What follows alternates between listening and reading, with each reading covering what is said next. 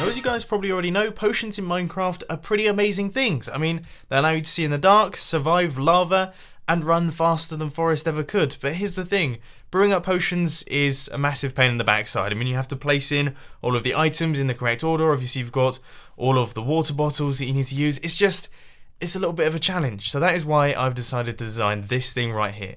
Now, this is the ultimate potion brewing station.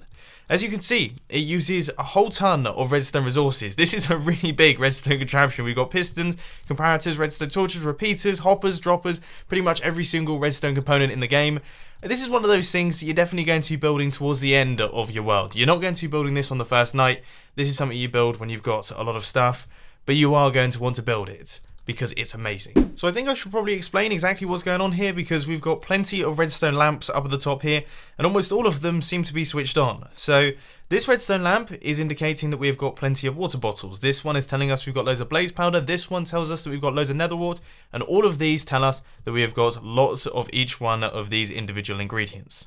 So what do these redstone lamps tell us? Yeah, they don't tell us how much we've actually got of these things. These are actually indicator lamps. So when we flick this lever right here, that means that we have got the redstone modifier selected. When we flick it downwards, that means that we have got the glowstone modifier selected. So this one extends the effect of the potion, and this one increases the intensity. And then we can also flick this lever right here to turn off or on the splash potion. So I think my set of potions, I want it to be a splash potion, I want it to have the glowstone effect, and I think I'm going to go for maybe strength 2. Strength 2 seems like a good one. So I'm going to hit this button right here, and we should see that our brewing stand will fill up with the water bottles. We now have nether wart dropping into the top, and if we pop around the back and take a look in this hopper, we have got blaze powder, glowstone, and then we have got the gunpowder as well. Let's let this rock on through. So the gunpowder is just dropping its way into the system. So far we've got strength 2, but of course we want to have strength 2 splash potions.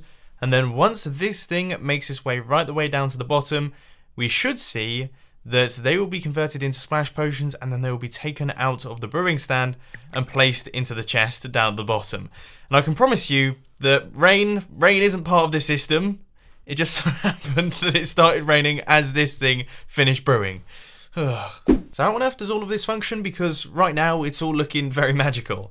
Well, when you hit the button, one of these droppers right here will be powered, sending its items up into the hoppers. Now that's the ingredients for your potion.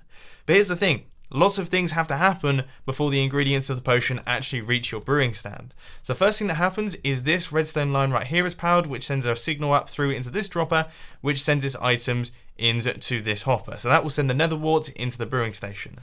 Then what will happen is this redstone line right here will be unpowered, allowing 3 water bottles to drop through into our brewing stand, but also this hopper down at the bottom will be locked to stop those water bottles dropping straight out the bottom of the brewing stand and making their way into the chest. So the water bottles should stay inside the brewing station. Then the nether warts will make its way into this hopper, and then the ingredients of the potion will also be sitting in this hopper right here, which will power this comparator, which will also power all of this redstone circuitry, which once again will lock this bottom hopper to stop any of the potions falling out the bottom until they have finished brewing up.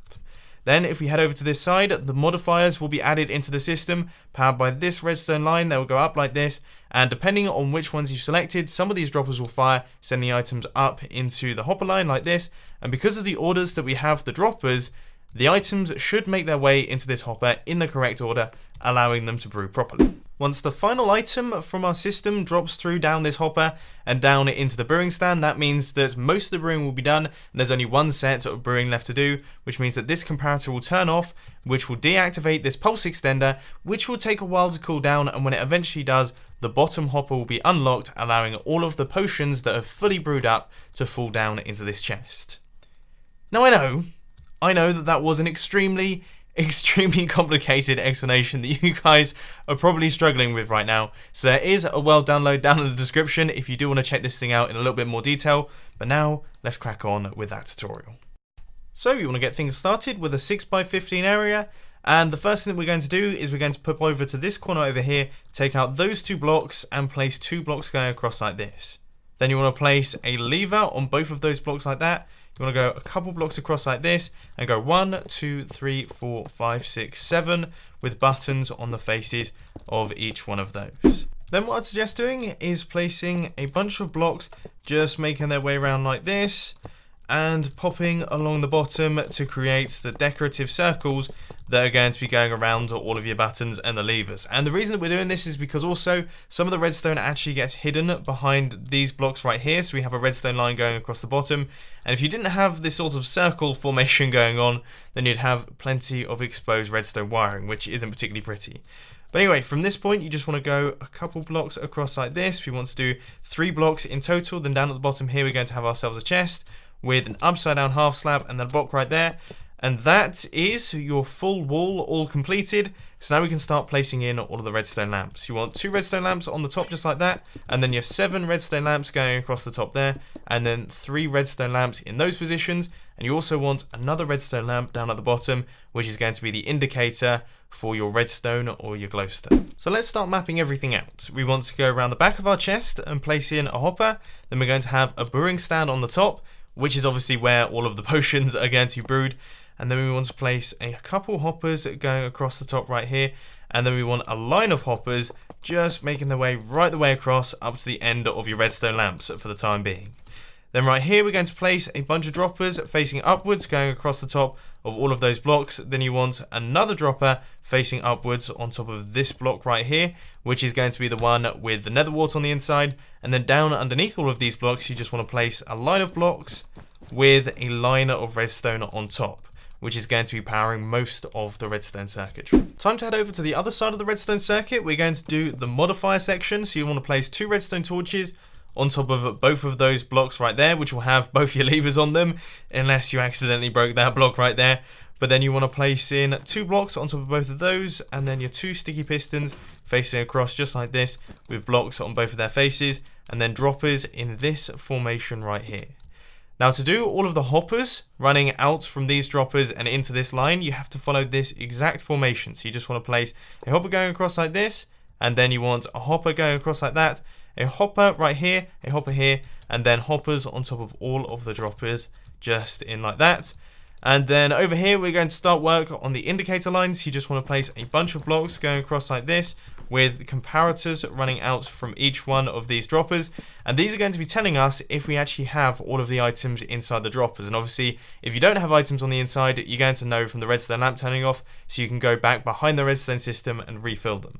Then you want to place some blocks going up like this, and we're going to have to change things up on this one. And then we want redstone torches on there, and then a line of blocks going across the top once again with redstone torches, and then a bunch of repeaters running into these blocks over here. The next section is going to be hooking up this dropper right here, which is going to be our nether wart dropper. So we're going to go over to the third block across, and we're going to place some redstone dust. It's going to be running into this block right here with a redstone torch on the side. Then we're going to have a repeater running into a block with a block out like this, redstone dust, a block up like that, redstone torch, and then a block underneath that dropper.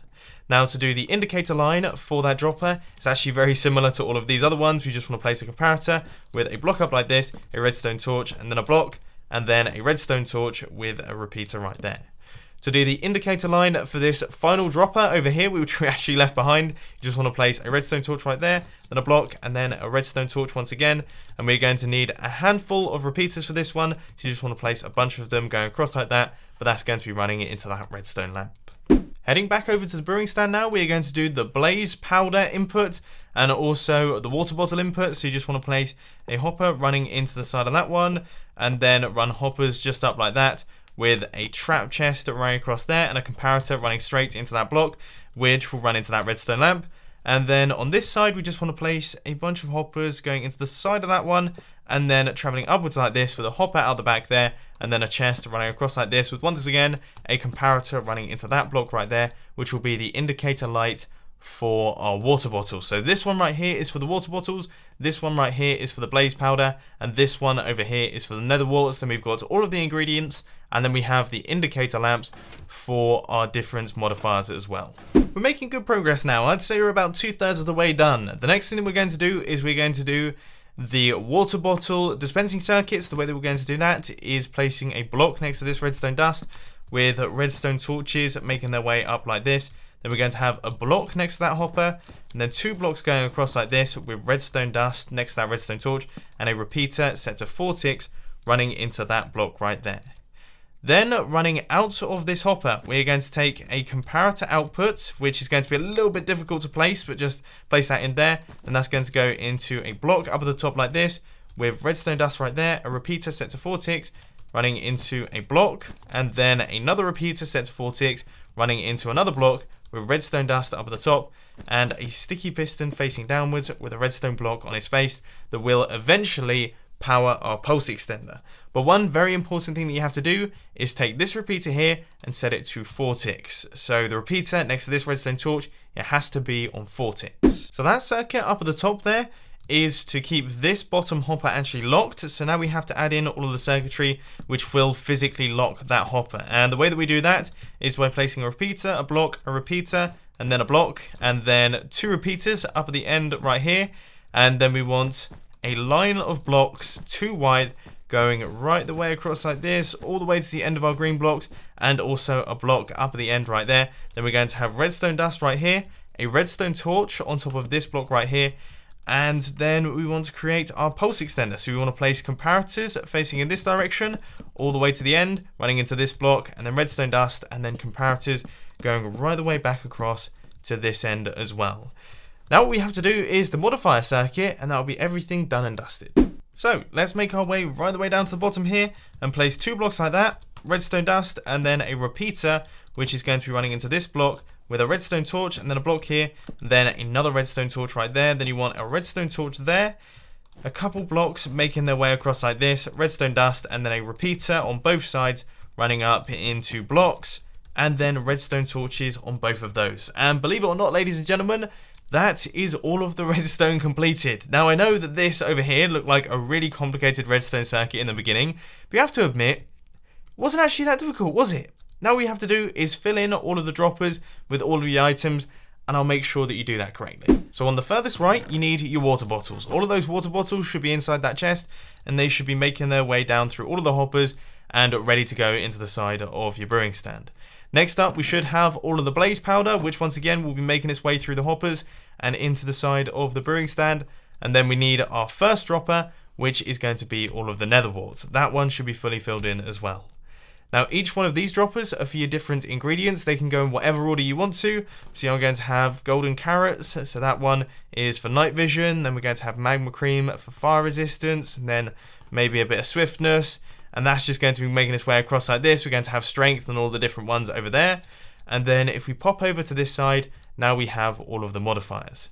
So in this one, I'm going to have glowstone dust. And in this one over here, I'm going to have my redstone. And then in the furthest dropper, I'm going to have my gunpowder. I just spent ages scratching my head trying to work out why this thing didn't work. Turns out I used stone buttons as opposed to wooden buttons. These things, they have to be wooden, okay? They have to be wooden buttons, otherwise it won't work. But anyway, to avoid any confusion, I would highly suggest adding in some item frames. Also, let's face it, the item frames look really, really cool, but for now, we've got a completely blank potion brewer. And we're going to do our first test of the system. So let's just quickly make sure that we don't have any test items on the inside here. And then we're going to hit button number 3, which is for swiftness. We have got glowstone selected, and it's also going to be a splash potion. And as we can see, we have got 3 bottles on the inside of our brewing stand. We have our nether wart, and then we have got sugar, glowstone, and gunpowder as well. So this thing is working absolutely perfectly. At the end of the brewing, it should drop the items out into this chest. And we should have ourselves a fully functional ultimate potion brewing station. So there we have it, ladies and gentlemen. That is all I've got time today. I hope you enjoyed this video. If you did, please sure to hit that like button. And if you really loved it, then make sure to subscribe. But thanks for watching, guys. This has been Mumbo, and I'm out. I'll see you later.